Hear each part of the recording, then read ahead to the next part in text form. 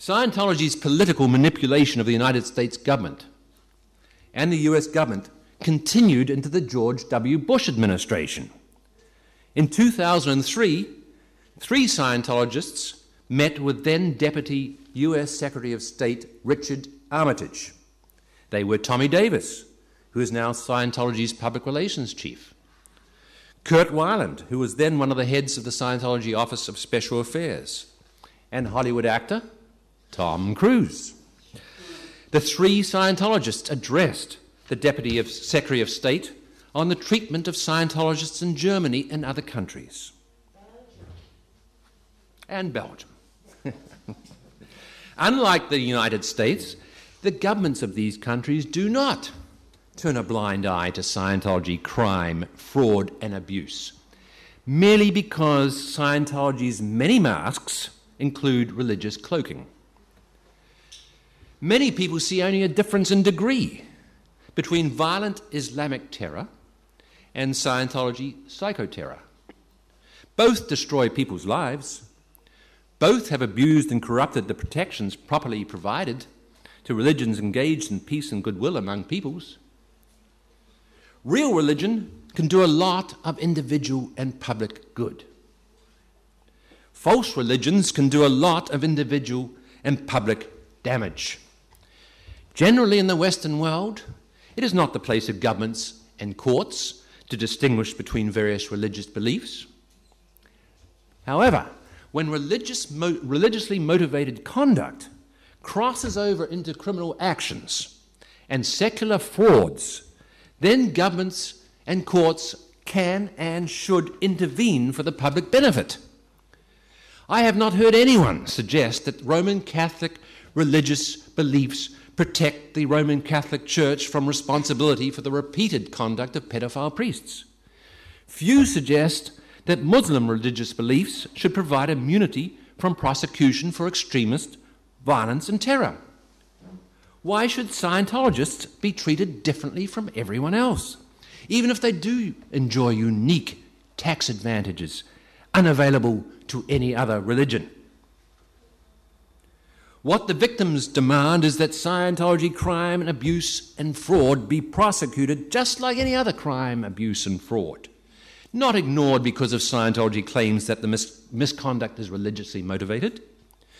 Why should Scientology leader David Miscavige be immune from prosecution for the dozens of violent beatings he has administered, the torture, the fair game attacks on ex-members and critics, the horrible and unnecessary deaths of Scientologists such as Lisa McPherson, or the dozens of Scientologists who are discouraged from seeking proper and conventional medical treatment until it is too late for conventional medical treatments to work?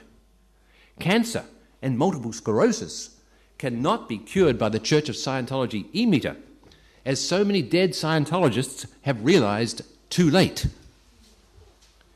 Through Scientology lawyers such as Gerald Shaloff and Kendrick Moxon, Scientology's false public image has also been used unfairly in the courts and the legal system.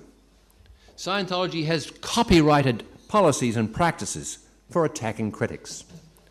They can be collectively called the suppressive person policies. These suppressive person policies include the notorious fair game policy, which provides that an enemy of Scientology can be tricked, lied to, or destroyed by any Scientologist with absolute immunity from Scientology punishment. Scientology claims it cancelled the fair game policy in 1967 because it caused bad public relations. However, the cancellation of fair game was itself a public relations facade, because the fair game policy continued in full force and effect against suppressive persons. This public relations deception and dishonesty has also been introduced into the courts.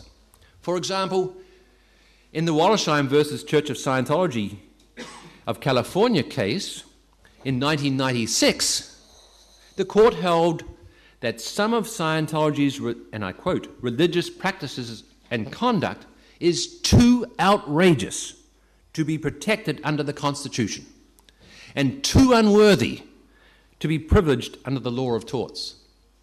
End of quote. Among other things, the Wollersheim case dealt with the suppressive person policies and the fair game policy and practice. The Wollersheim court expressly recognized, and once again I quote, "Once someone was identified as a suppressive person, all Scientologists were authorized to do anything to neutralize that person, economically, politically, and psychologically." In Wollersheim, Scientology dropped its false pretense of 30 years earlier when it claimed to have cancelled fair game because it causes bad public relations. Instead, in 1996, Scientology was arguing that these fair game policies and practices are protected religious expression. The court held it could find nothing in the law that even implies a religion is entitled to constitutional protection for a campaign deliberately designed to financially ruin anyone, whether a member or a non-member of that religion. The Wollersheim court held there are parallels between the Roman Catholic Inquisition of the Middle Ages and the Scientology fair game policy of today. 2 years later, in 1998, in RTC versus Henson, Scientology lawyers were inconsistently persuading a federal judge that the fair game policy could not be argued or considered at all because it had been cancelled 30 years earlier. Clearly, Scientology public relations are used to impact the political and legal process. And equally clear, in my opinion, is that the purpose of Scientology public relations is to create an environment in which legal, political, and other actions against suppressive persons can be successful. Like the rest of Scientology, the organization cloaks its dark side with token displays of charity and good works. It has created a group it calls the Scientology Volunteer Service Ministers, or VSMs.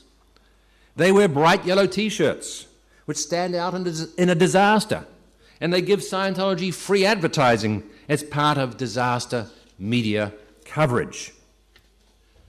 The purpose of the VSMs is to recruit more Scientologists.